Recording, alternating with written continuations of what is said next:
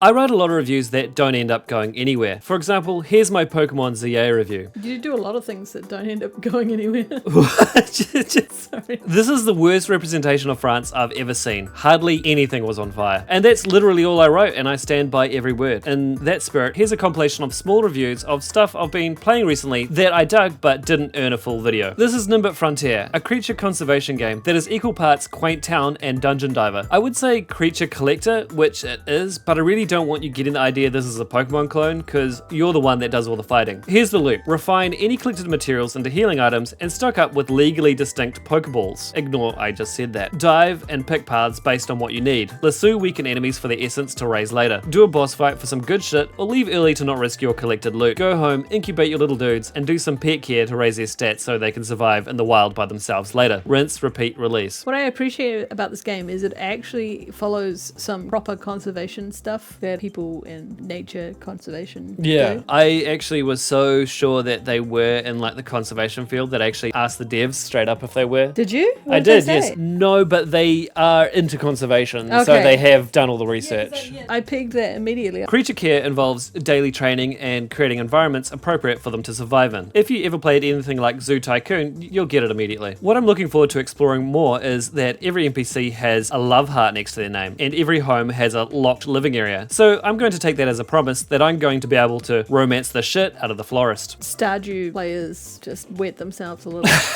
Stardew players are always wetting themselves. I enjoyed my time in the demo, and my only note is that some of the animations look a little bit dorky, but that ain't stopping me from wanting to play more. I like the animations. This is Denshattack, a game about doing stylish tricks with a train, which a guy on our Discord described as being closer to a rhythm game than to Jet Set Radio, which I can vibe with. This game's level design is so bonkers that describing it to Ratwife made me sound like a toddler. This is pretty much verbatim how I was telling her about it. And then you do jumps and land on the Ferris wheel, and so now you're driving the Ferris wheel, jumping over stuff, you bonk, and then you like bunk into a mountain and you fall in a volcano and get chased by lava, and then you get exploded out.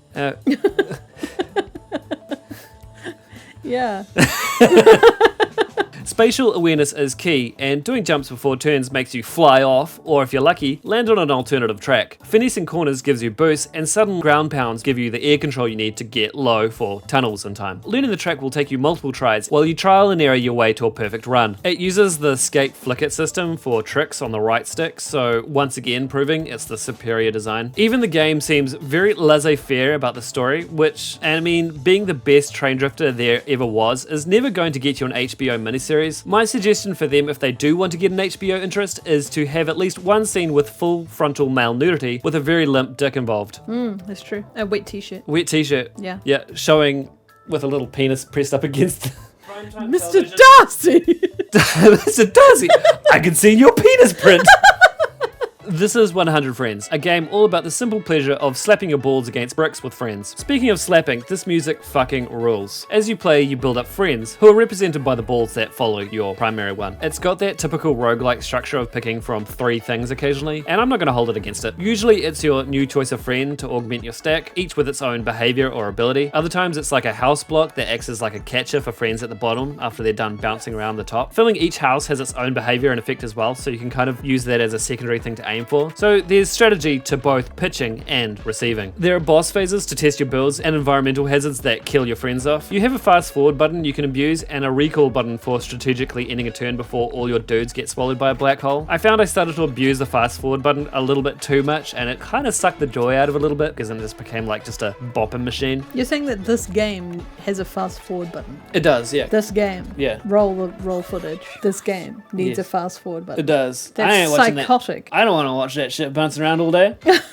I got stuff to do. You Stuff to do really quickly. Yes, I've got to leave. I've got to go. I'm not even trying to force one more sex joke when I say that this is an incredibly polished, tight little package. Download the demo on Steam. Download all the demos on Steam. I'd like to thank my Patreon supporters. You guys are the best. And I'd like to thank Ratwife for doing this outro. Subscribe. Perfect. Thank you very much.